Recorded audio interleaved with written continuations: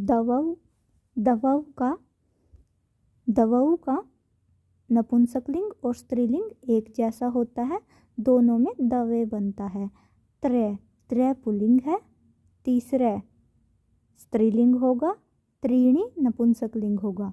चत्वारः ये पुल्लिंग है, चतस्रः स्त्रीलिंग होगा, चत्वारी नपुंसकलिंग होगा। ये चारों ही तीनों लिंगों में चलते हैं। इसके अलावा 5 से लेकर जितने भी हमारे पास बचेंगे सभी के सभी लिंगों में समान होंगे। यानी कि पुल्लिंग में भी पंच होगा, स्त्रीलिंग में भी पंच होगा, नपुंसक लिंग में भी पंच होगा।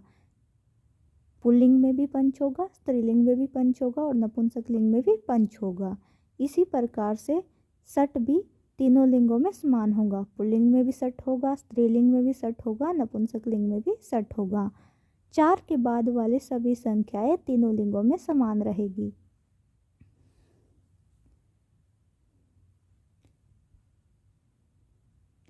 एक को एका कहा जाता है, 2 को दवऊ कहा जाता है, 3 को त्रय कहा जाता है, 4 को चत्वारः, 5 को पंच कहा जाता है, 6 को सट कहा जाता है, 7 को सप्त कहा जाता है, 8 को अष्ट या अष्टव कहा जाता है, 8 को अष्ट या अष्टव कहा जाता है, 9 को नव कहा जाता है, 10 को दस कहा जाता है। ये आपको ध्यान रखना है कहाँ पर हलंत आएगा, कहाँ पर 2 मात्रा आएंगी, कहाँ पर अकारांत होगा, आपको एक एक ध्यान से पढ़ना है।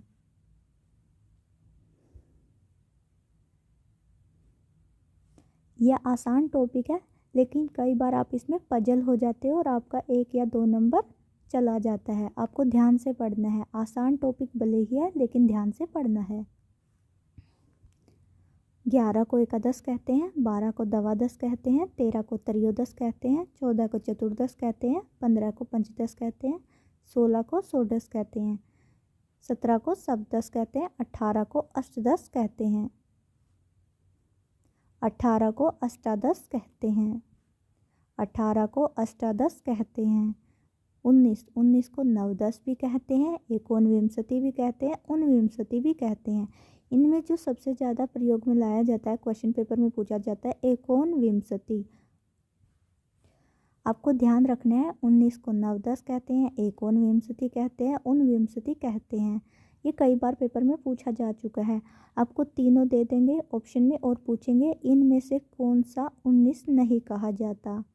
आपको ध्यान रखना है कि 19 के लिए कौन कौन से शब्दों का प्रयोग होता है। नवदश, एकोनविंशति, ऊनविंशति। नेक्स्ट है विंशति। 20 को विंशति कहा जाता है, 21 को एकविंशति कहा जाता है।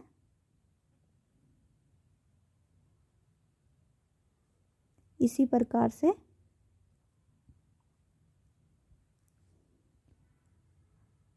जल्दी जल्दी करते हैं क्योंकि आपको बस ये एक बार देख लेने हैं कि कैसे करने हैं, फिर आप इनको याद कर लेना।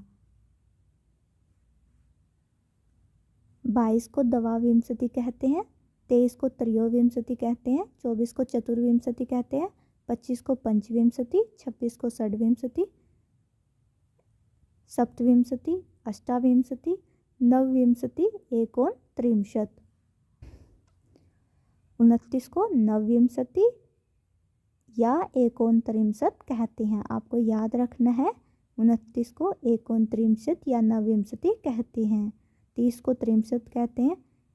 आगे है एकत्रिंशत्, द्वात्रिंशत्, त्रयस्त्रिंशत्, चतुस्त्रिंशत्, पंचत्रिंशत्, षट्त्रिंशत्, सप्तत्रिंशत्, अष्टात्रिंशत्, नवत्रिंशत्, एकोनचत्वारिंशत्। आपको 19, 29, 39 इनको ज़्यादा ध्यान से पढ़ना है क्योंकि ये थोड़ा आपको पजल करते हैं। उसके बाद जो है जैसे आपको पता चल गया कि 20 को विंशति कहते हैं, उसके बाद फिर आपको ध्यान आ जाएंगी एकविंशति होगा, द्विविंशति होगा, त्रयविंशति होगा। ऐसे ही आपको 30 का पता चल जाएगा, त्रिंशत् होता है, फिर आप कर सकते हो एकत्रिंशत्, द्वात्रिंशत्, त्रयस्त्रिंशत्, चतुस्त्रिंशत्।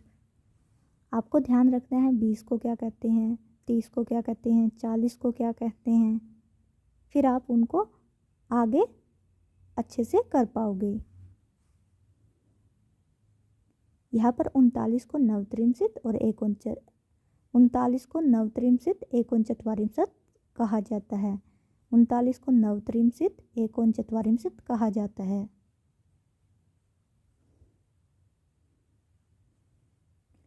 40 को चत्वारिंशत् कहा जाता है। 41 को एकचत्वारिंशत्। ऐसे ही आपको ये देख लेने हैं। द्विचत्वारिंशत्, त्रयश्चत्वारिंशत् या त्रिचत्वारिंशत्, चतुश्चत्वारिंशत्, पंचचत्वारिंशत्, षट्चत्वारिंशत्, सप्तचत्वारिंशत्, अष्टचत्वारिंशत् या अष्टाचत्वारिंशत्। नवचत्वारिंशत् एकोनपंचाशत्। 50 को क्या कहते हैं? 50। एक 50, दवा 50, त्रय 50, त्रि 50, चतुष्पंचाशत् या चतुपंचाशत्, पंच 50, षट 50, सप्त 50, अष्ट 50 या अष्टा 50, नव 50 या एकोन 60। 60 को क्या कहते हैं? षष्ठी। उसके बाद फिर क्या होगा? एक षष्ठी, दवा षष्ठी या दवी षष्ठी, त्रय षष्ठी, त्रि षष्ठी, चतुष्षष्ठी,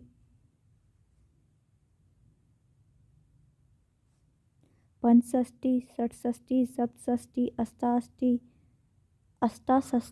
अष्टषष्ठी, नवषष्ठी, एकोनसप्तति। 70 को क्या कहते हैं? सप्तति। एक सप्तति, दवा सप्तति या दवी सप्तति, त्रि सप्तति या त्रय सप्तति, चतुसप्तति। आप ध्यान से देख पा रहे हो कि सामने वाले जो हैं, आगे वाले हैं, वो सबके सेम हैं। बस हमारा जो चेंज होता है, जैसे 20, 30, 40, 50, 60, 70, 80, यही चेंज हो रहे हैं। आपको एक तो ये याद रखना है कि 10, 20, 30, 40, 60, 50, 60 इनको क्या कहते हैं। और एक आपको याद रखना है, जैसे 19 को क्या कहते हैं, 29 को क्या कहते हैं, 39 को क्या कहते हैं। आपको ये याद रखने हैं।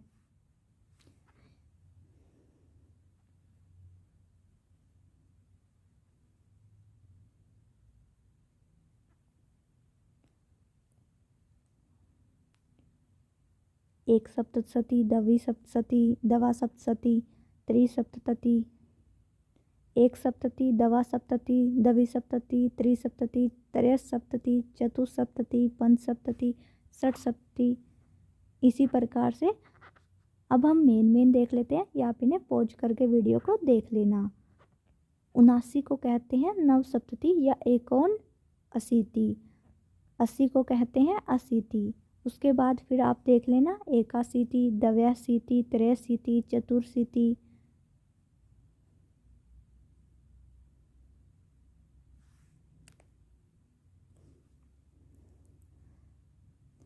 नवासी को क्या कहते हैं? नवाशीति, एकोन नवति। 90 को कहते हैं नवति। उसके बाद फिर हो गए एक नवति, दवा नवति, त्रय नवति, चतुर्नवति, पंचनवति।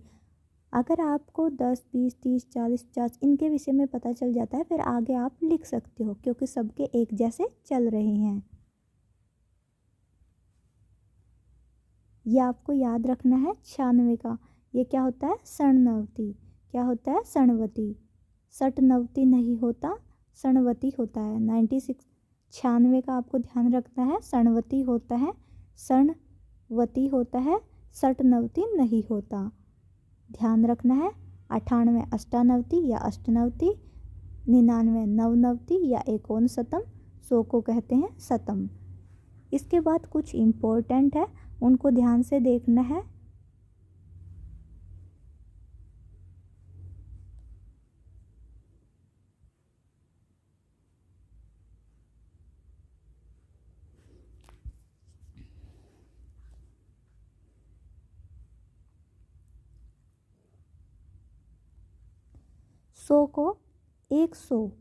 सौ को कहा जाता है शतम। 100 को क्या कहा जाता है? शतम। इसे हम 10 की पावर 2 भी लिख सकते हैं। 10 की पावर 2 भी लिख सकते हैं। 100 को शतम कहा जाता है। 1000 को सहस्त्रम कहा जाता है। सहस्त्रम। 1000 को सहस्त्रम कहा जाता है। 1000 को क्या कहा जाता है? सहस्त्रम। 10,000 10,000 को क्या कहा जाता है? अयूतम। 10,000 को क्या कहा जाता है? अयूतम। नेक्स्ट है 1,00,000। 1,00,000 को क्या कहा जाता है? लक्षम। 10,00,000 को कहा जाता है नियूतम। 1 करोड़ को कहा जाता है कोटि।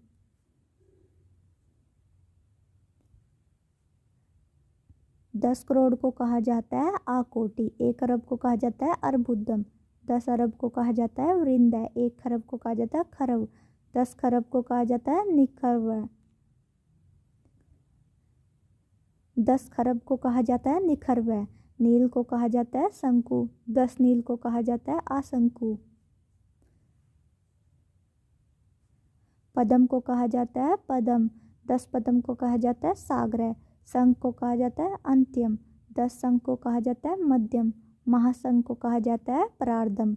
ये आपको ध्यान रखना है कि खरब को क्या कहा जाता है, पदम को क्या कहा जाता है, शंख को क्या कहा जाता है, करोड़ को क्या कहा जाता है।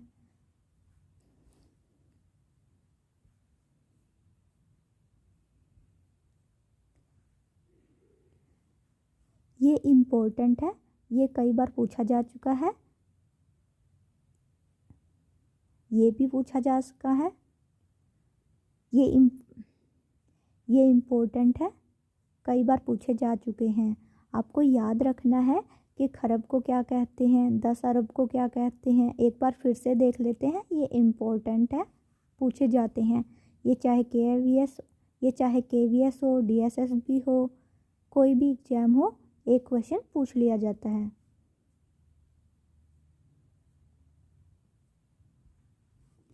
फिर से पढ़ते हैं।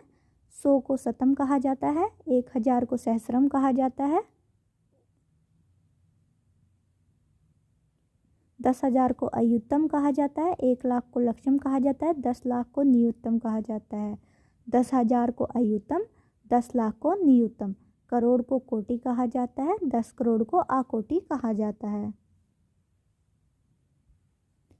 1 अरब को अर्बुदम कहा जाता है, 10 अरब को वृंदय कहा जाता है, 1 खरब को खरवय कहा जाता है, 10 खरब को निखरवय कहा जाता है,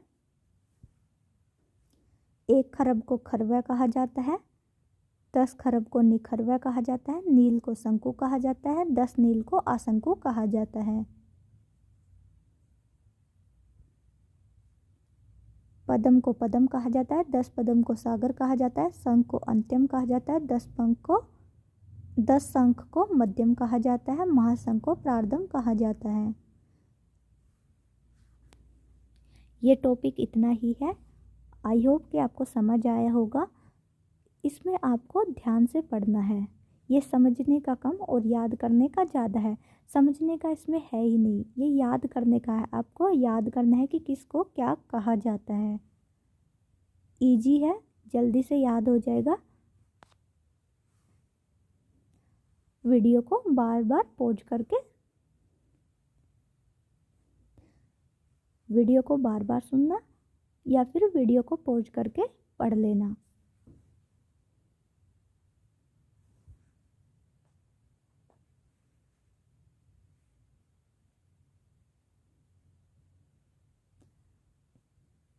ये टॉपिक इतना ही है।